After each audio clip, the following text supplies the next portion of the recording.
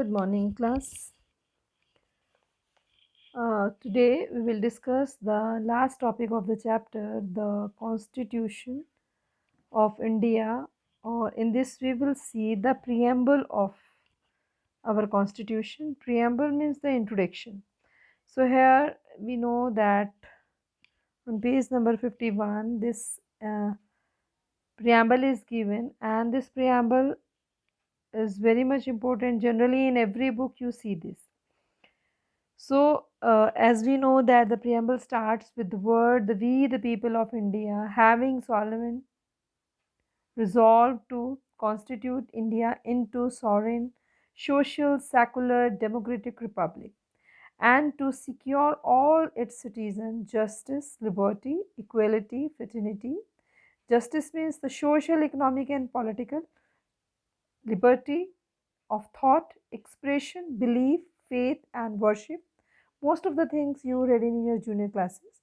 So easy to understand. Equality of status, of opportunity, status in society, and to promote among them all. Means equality irrespective of caste, color, creed, gender, etc. There should be. And fraternity, assuring the dignity of individual and unity and integrity of the nation.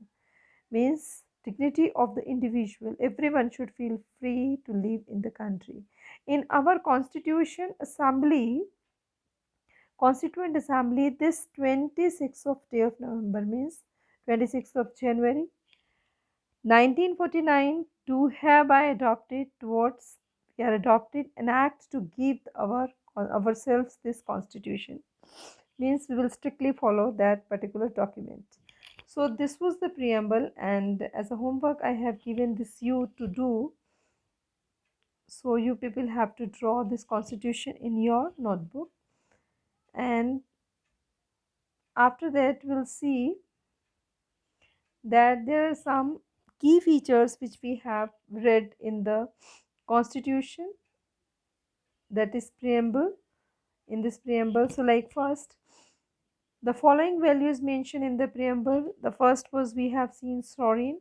Sovereign means the supreme right to make the decision on internal as well as the external matters. Then secular, you can see the all religion are equal. They treated equally by the government. After that, democratic means right to vote, justice, everyone is equal before the law. Equality is irrespective of caste, color, gender, both are equal. Liberty, feel free. Period. Fraternity, like when we say fraternity, behave as we are the member of same family. So let's begin where we left the chapter. That is, we read the speeches of Nehru and Gandhi, the article which he wrote in Young India. So now here we see philosophy of the constitution. Philosophy of the constitution is that some ideals which we have to follow and we follow. Values the inspired, guided the freedom struggle and were in turn to nurtured by it. Formed the foundation of India's democracy. These values are embedded in the preamble of the Indian Constitution. Embedded means like they are fixed or firmly documented in our Constitution. So in preamble which we have seen, they guided all the articles of Indian Constitution. The Constitution begins with the short statement of the basic values, and this is called the preamble, which I read recently for you, and this is called the preamble to the Constitution. Taking inspiration from American model, most countries in the contemporary world have chosen to begin their constitution with preamble. So these two examples have been given before you. First of USA, so United States of America, then it is of South Africa, which we read in our book. Now this is the preamble which I read. Now the key features are given. They are very important from the point of view question, like long question you have to write. Sometimes they come separately to ask by the examiner. The first is we the people of India. We the people, the constitution has been drawn up and enacted by the people through their representatives and not handed down to them by king or any outside powers. Means the constitution which is written, drawn up, then enacted by the people through their representative people whom believe they elect, they choose their leader, that should not be handed by to any king or any outside power. Your sovereign, which I told is supreme kind of law, supreme right, the people, decision, internal as well as external matter. No external power can dictate the government of India. Means outside power cannot interfere. It is only for the people of the country and it is the supreme right they have. So, socialist wealth is generated socially and should be shared equally society. Means if any social money which is there, like it should be equally distributed. Government should regulate ownership of land, industry to reduce economic, socio-economic inequalities. Means generally it is taken care that nobody should be highly rich or nobody should be very you can say poor in the society. Means equal distribution of money should be there. Secular means citizen have complete real freedom to follow any religion. Means in junior classes you also read nobody can interrupt, person is free to choose, profess, propagate his or her religion, believe and practice with equal respect. Democratic, recently in the chapter we have discussed this word deeply. So, a form of government where people enjoy equal political rights, elect their rulers, and hold them accountable. The government is run according to some basic rules. Then republic, the head of the state is an elected person, not hereditary. Hereditary position is getting by the election. This position is not that dynastical. So justice, citizen cannot be discriminated on the basis of caste, religion, gender, social inequalities have to be reduced. Government should work for the welfare of all, especially for the disadvantaged group. Liberty, there are no unreasonable restriction or the city on the citizen in that way think how they wish to express their thought and way they wish to follow up their thoughts in action. Liberty means they call we are free in each and every ground of uh, which constitution provides. Equality, all are equal before the law. Traditional social inequalities have to be ended. Means the particular rule regulation which are hindrance in the way of progress or development, they should not be followed. Means equality irrespective of caste, color, creed should be followed. So fraternity, we should behave like a member of family. No one should follow the citizen as inferior. Means all are equal in the society. This is another way. Now the last is that institutional design. This is the conclusion of the chapter, and in this particularly we'll see that in the coming chapters what will we discuss on the basis of constitution.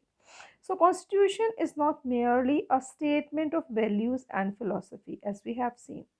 As we noted above, the constitution is mainly about embodying these values into institutional arrangements. Much of the document is called Constitution of India.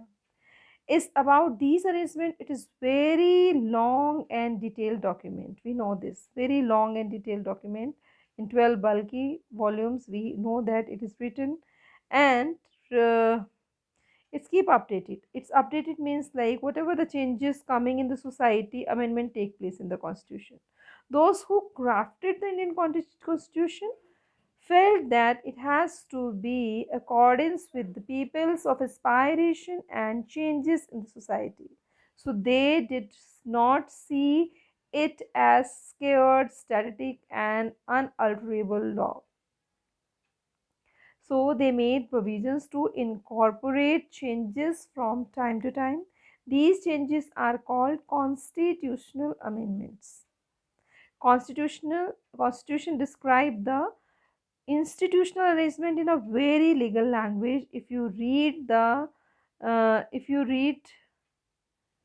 constitution for the first time, it can be quite difficult to understand. Obviously, when we go through some specific or legal document, it's not understandable. Recently means frequently we understand this, and yet the basic institutional design is not here very difficult to understand. Like any constitution, the constitution lays down procedure for choosing person to govern country, means all the system behind how we elect our government, how the system govern, how the system rules, or how the system run. So that it defines who will have how much power to take which decisions, and it puts limit to what the government can do by providing some rights to the citizen that cannot be violated. The remaining three chapters in this book, like electoral politics, working institution, and democratic rights, these coming three chapters are about these aspects of working of Indian constitution.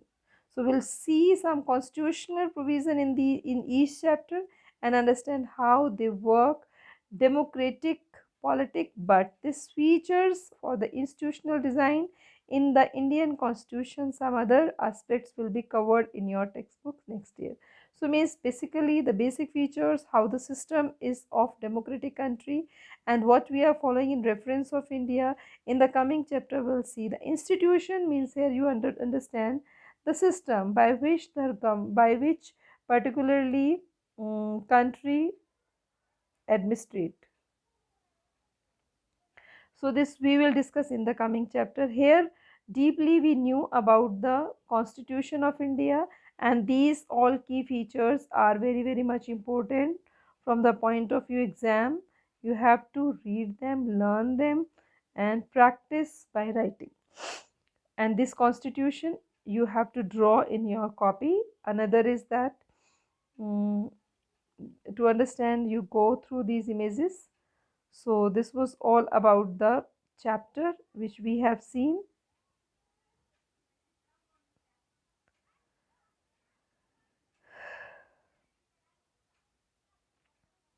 Now I leave this video here. Go through the exercises, take the reading. If you get any difficulty, you can ask in the class. Okay, thank you. Have a